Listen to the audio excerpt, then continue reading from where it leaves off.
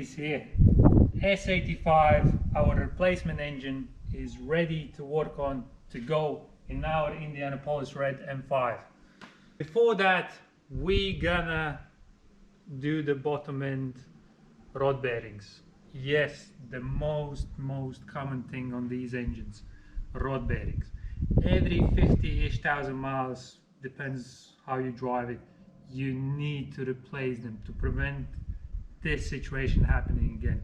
So once we're there, we're going to replace the high pressure Vanos pipe, obviously the rod bearings, and possibly the piston squirters. See what design is already there, because in end of 2005 they probably changed, but we're going to strip it, we're going to see, then if it's the old shape, we're going to order and replace. So let's get ready, let's go.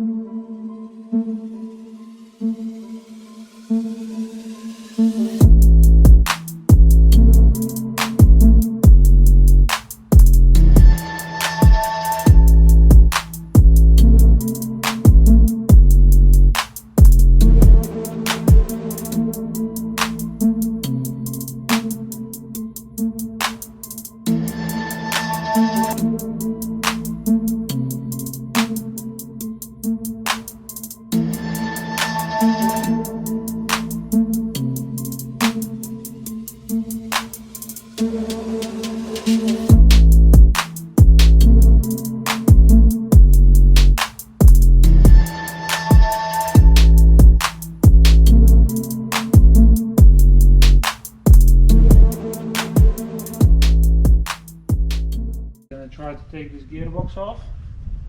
I think we'll have to take the exhaust manifold off as well, and to put it on the engine stand. It was a while since I last time worked on it. Just need to remember what was where. That was the first step I need to take. I'm guessing I'll take these manifolds off first, and then take the gearbox, everything underneath, strip, and then gearbox off.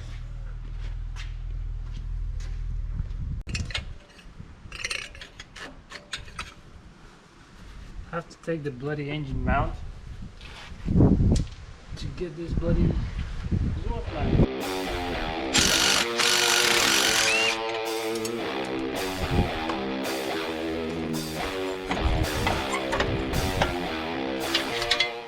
Just look at this German engineering. 5 snakes. You still connected every single bolt in there. Amazing.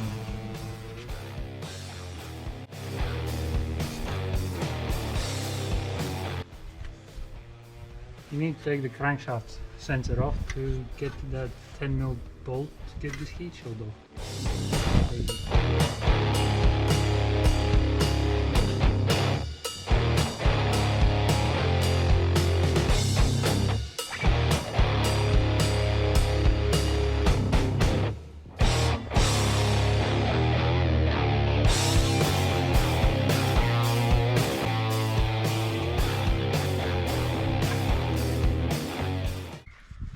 Oh, you just look at that!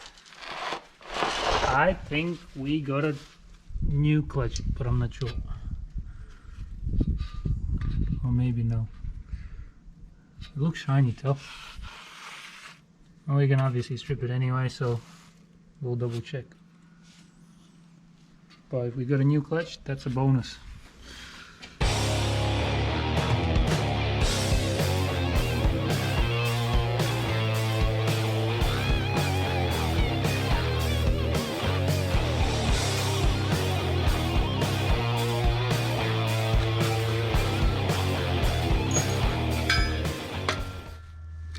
Yeah, we got a newish clutch.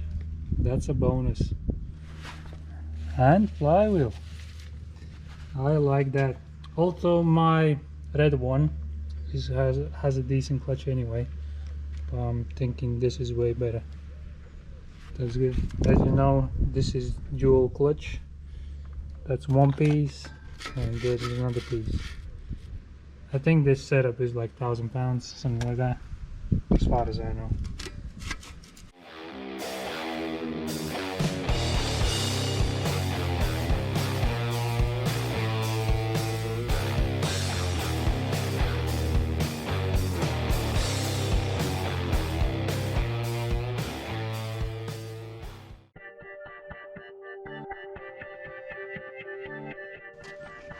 Nasty.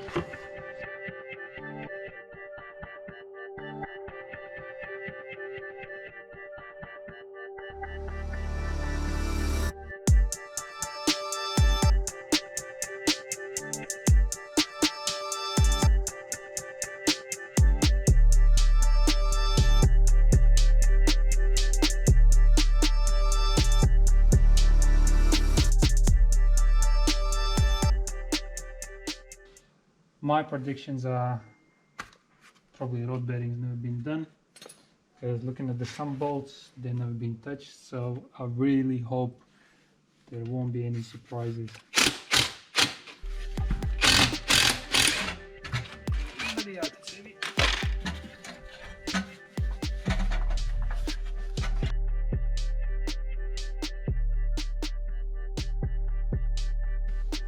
See, I've sort of drained all oil out, but because this is pre-LCS sump, you don't have a drain plug over there, so look how much oil you still got there when you're doing oil change.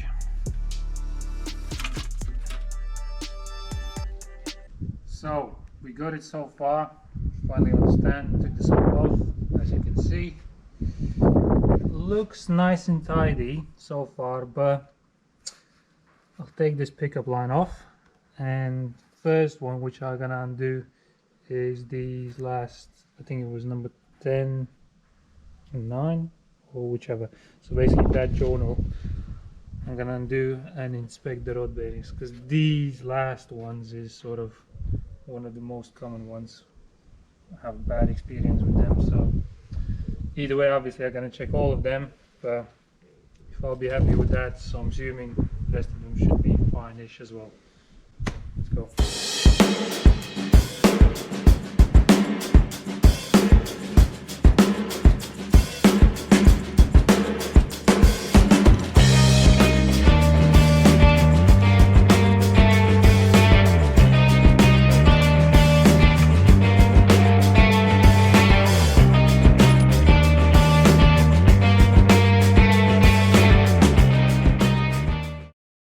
No signs of a copper, that's good. Crankshaft nice and smooth. Let's put this one back together. And so I had to sort of leave this one, as I just rang the BMW, order some more parts which I didn't order before, and I should receive tomorrow. So I'm gonna sort of leave this engine at the moment. So now I'm gonna crack on with this and remove the engine of that.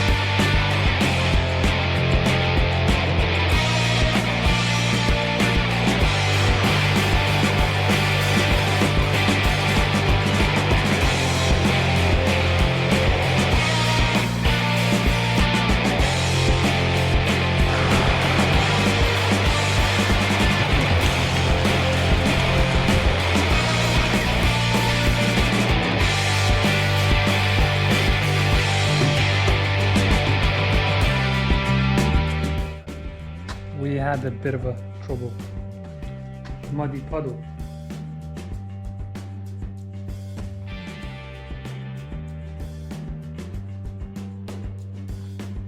Alright guys, it's the second day. Engine's nearly out. Couple more pipes and drop the subframe, that's out. So now me and my mate Richard, say hello to the camera. Hello. We doing rod bearings. We done last journal so far. We're gonna do plastic gauge on this, but I was wrong about the old ones. Just check this out. How close is that?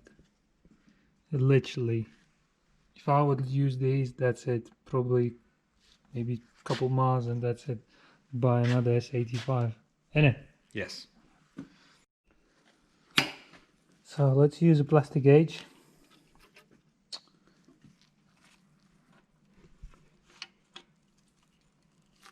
With our new bolts, stretch bolts, 6 Newton meters, 20 Newton meters, 130 degrees, 3 times. So I don't have a fancy tool, but digital snap-on torque wrench. So we're gonna do a bit of a old school. Hopefully that's gonna work. I'm guessing in 2000 whatever 5 4, whenever they made these engines, they didn't have a digital snap-on one, innit? I wouldn't have thought so, no.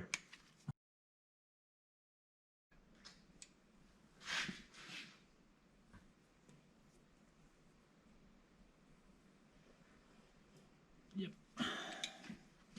So now we're gonna release.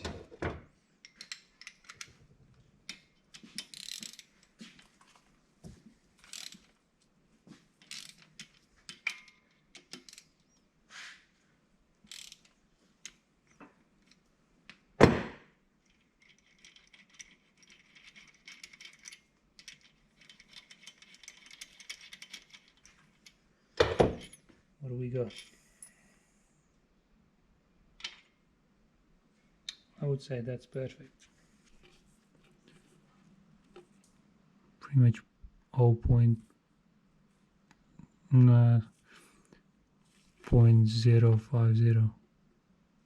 No, 0.05, which is pretty much perfect.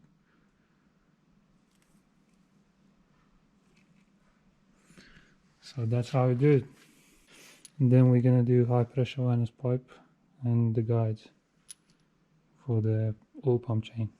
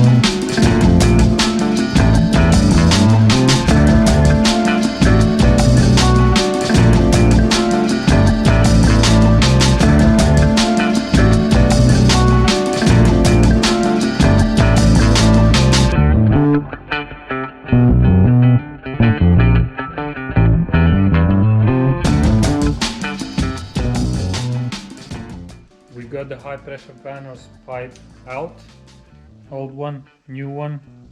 These tend to leak as the vanus pressure is running about 1000 psi, so no surprise with the age it's leaking. So once it's there, that's another sort of thing you would like to change. So I'm gonna crack on with this. And oh, also come and have a look at this. Check these rod bearings out, which we done yesterday. All of them, till copper. But thankfully, crank is not scored. These the top ones, these the bottom ones. As top ones will have top ones basically will be more affected ones. So yeah, that was very lucky call.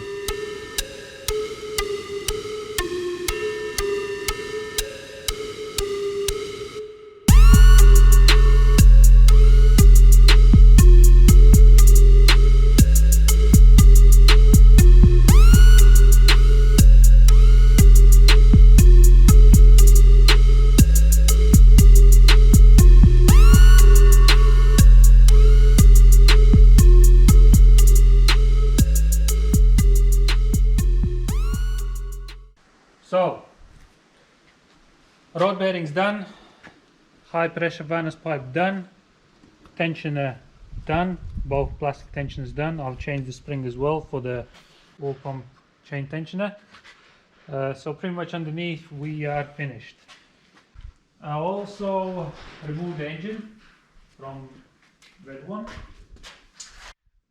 All I need is the subframe, steering rack, and maybe some other little bits and pieces, but I'm gonna remove this engine of the subframe and I'm gonna obviously assemble the donor engine, put everything back together, and the same way I'm gonna install it. We're going to finish this series at this stage, but if you enjoyed this video, give us a thumbs up, subscribe, and in the next episode we're gonna assemble everything back together and hopefully start it. Fingers crossed. I'll see you later.